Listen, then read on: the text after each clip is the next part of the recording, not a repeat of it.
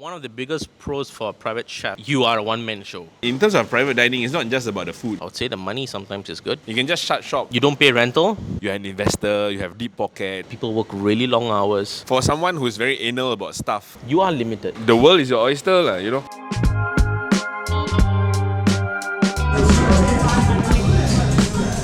Well, we decided that we'll order one of everything. Yeah. Late Kamala. To start off with, we have a kingfish crudo. At the bottom, we have a lychee. Finished with a kingfish with some chili oil and some chili on top. Over here, we have beef tartare marinated in gochujang bulgogi. Finished with a sweeping egg and apple with some gunpowder on top. Here we have the oxtail bone marrow murtabak. On this side we have a ginger onion in rose syrup and pecan pie mango. Enjoy.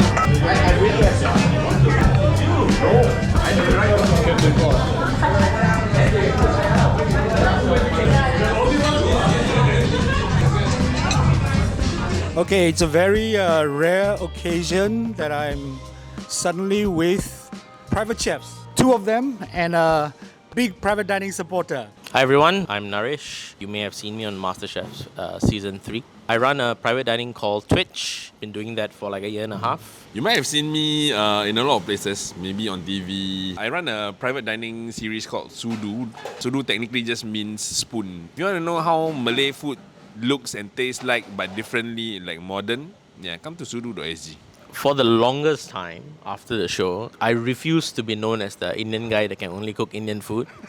So I was like, I was showing the finger to everyone basically lah. I feel food shouldn't be restricted to just cuisines. I'll call it experimental cuisine lah. Every menu has a story and it's usually related to my upbringing or my travels or whatsoever to do with food. One of the biggest pros for a private chef, a very good work-life balance. For me at least lah. I'll work 2-3 days a week. The rest of the days is kind of off. I would say the money sometimes is good. We all became private chefs because we wanted to start our own business and we wanted to earn decent money. And I think also the fact that you answer to yourself only.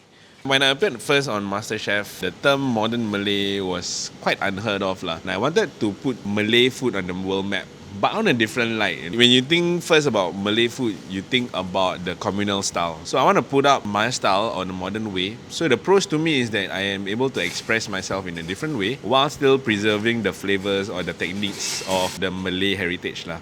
Another pros is that I get to interact. In terms of private dining, it's not just about the food. You're not just coming to just eat. I try to incorporate all of the sensory experience. So you come for the whole experience. So I've been someone that has always wanted to have a brick and mortar business. I'm still striving towards it. Pros of a private chef is overheads. Okay, you save a lot on overheads. Salaries for others, you basically just pay for yourself because you kind of just work for yourself, right? You don't pay rental for restaurant spaces, especially in Singapore right now. Prices are stupidly crazy. Yeah, adding on, I think cost is one thing. The other one is the freedom of time. If let's say you don't feel like doing a dinner, you don't feel like having a session maybe on one of the days, you can just shut shop and you don't have any responsibility or the feeling of guilt. I don't know. I just feel as a private chef, compared to let's say a chef from the restaurant, I'm a lot more ease and a lot more relaxed. Mental health and physical health has always been an issue in our industry. People work really long hours just to meet the demands and the supply. And sometimes, you got to meet the demands of your customers and your suppliers and the industry. And it's an ever-changing industry as well. Mental and physical health is something that's better, I would think, than for a private chef. One of the pros of being a private chef is that you can afford to take more risks. I think most importantly, as a private chef, we have the freedom of creativity. There's no like wall surrounding us to say like, oh, you have to do things in a certain way. In a way, we are not bounded to be creative. I feel like as a private chef, the world is your oyster, you know. Dipping sauce, salty dipping sauce. Sauce with just lemon.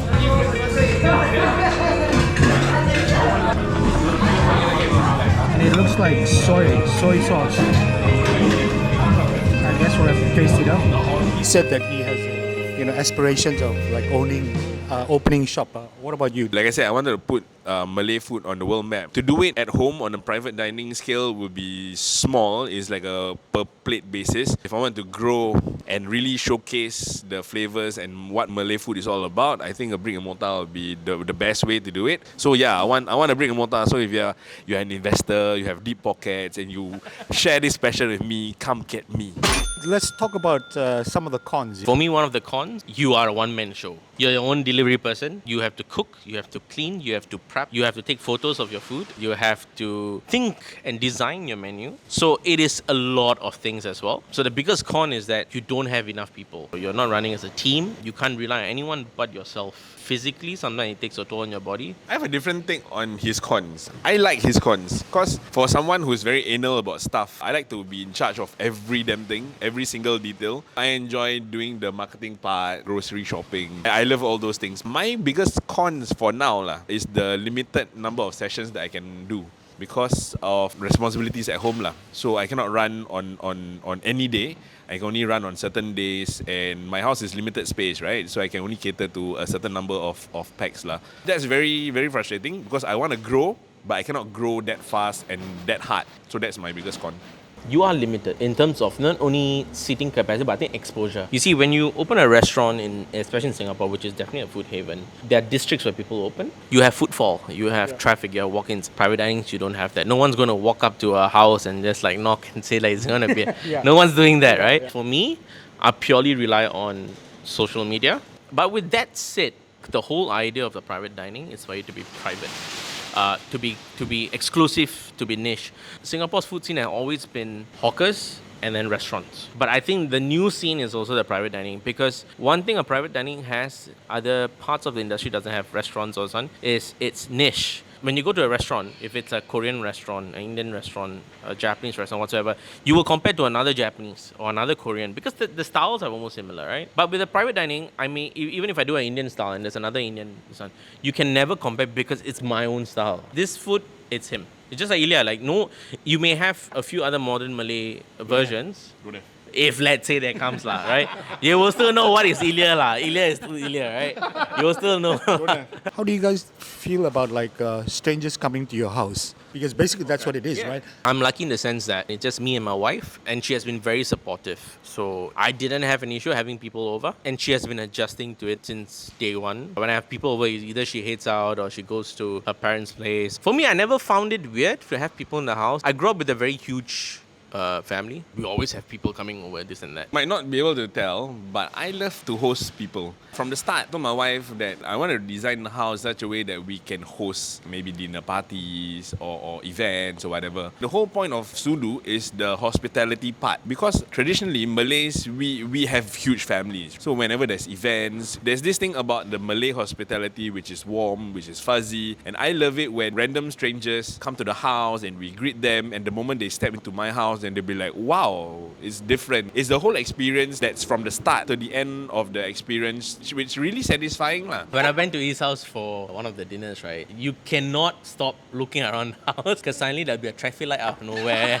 His design elements are very unique, I would say. The challenge also lies with the dietary needs. So say for example, you're somebody who don't do raw sashimi, and then my menu has raw sashimi. I will still put out raw sashimi on your plate So whether or not you eat it, then that's another problem I mean, I will only cater if it's religious or really like medical. So that's the challenge, because I have gotten guests who say they don't do medium rare beef. Table of 6, and then one of them don't do medium rare. So what do you do, right? Yeah. So of course you got to take it back, and I don't know how to do well done beef.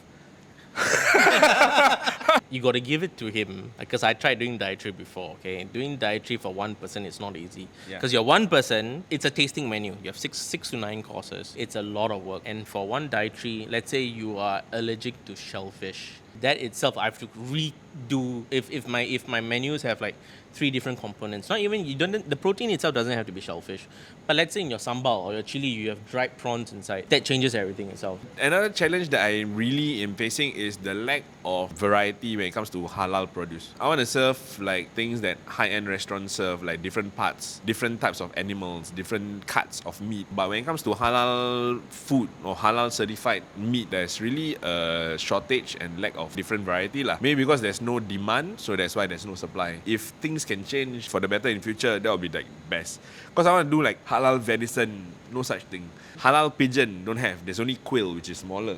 Just to make it a bit fun, right? Yeah. So say for example, right, I decide to make something inspired by a bergedel, and I'm Chinese, and it's literally a bergedel, Okay. right? But I don't call it a bergedel. I call it a patty, like a hash brown, Chinese hash brown or something.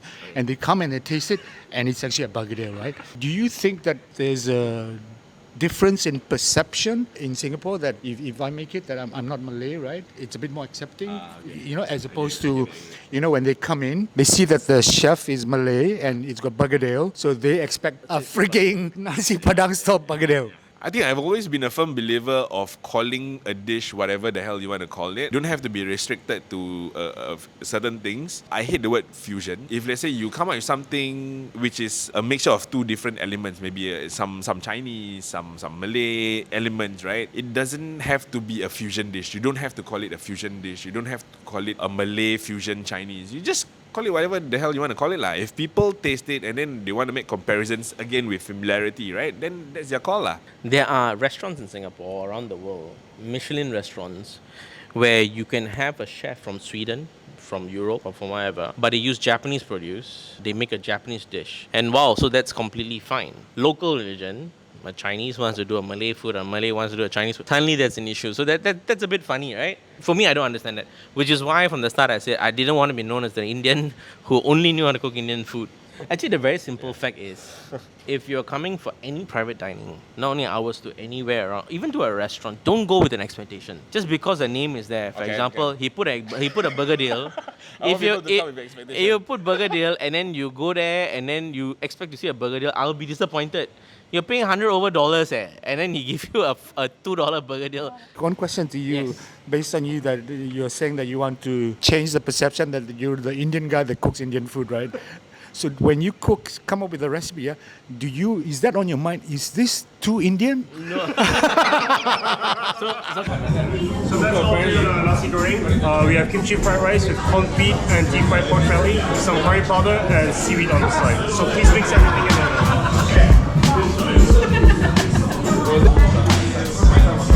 So far. Very good. Okay, so the following three dishes.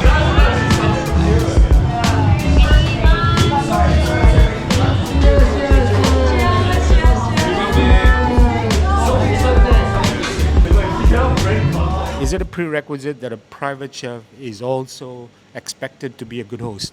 Or it's important to be a host as well? Your business doesn't just rely purely on just food. I mean, food is 70 to 80%. The remaining 20% that makes it special is your personality, how you host the entire dinner, and of course the ambience as well.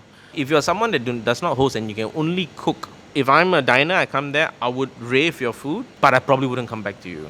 Unlike Naresh, I think our food is at 30%. The rest is all about hospitality lah. Because you guys are coming to my house, right? So I think it's just the hospitality that makes you feel warm and welcome. The dishes that I put out, they are delicious. But of course, I may not make the best lemak. But the difference between my lemak and the makcik that you buy from downstairs is that I am hospitable, I make you warm. It's inhospitable and warm. Have you seen those makciks, bro? Nak apa? $2. Is Singapore a great place to be a private chef? I think Singapore is a very good place to start off with, right? Especially if you have your own house. Honestly speaking, taxes in Singapore, as much as we complain, they're actually very decent. Everyone here loves food. The good thing about Singapore, right, is overseas people like to eat food and they do like to cook food as well. In Singapore, we all love food, but not everybody likes to cook food. So there's always the opportunity for people to go out and eat. And so you have that market pool there, and it's really given there for you. It's just how you make use of it, lah. So Singapore is a good place to start. This home business thing, so far so good. There's not much regulations to it. That's why there's a lot of home businesses that sprouts out. Maybe small time businesses, some are bigger ones, and some also develop to brick and mortar shops, right? Because they want to expand their businesses. So I think it's a good place to actually start from home. But of course, you need a skill set to start lah. Everything is there for you. If you have a house, you have most things ready for you. You just need that skill set to actually start something. So if you're thinking of doing this, it's either day one or one day lah.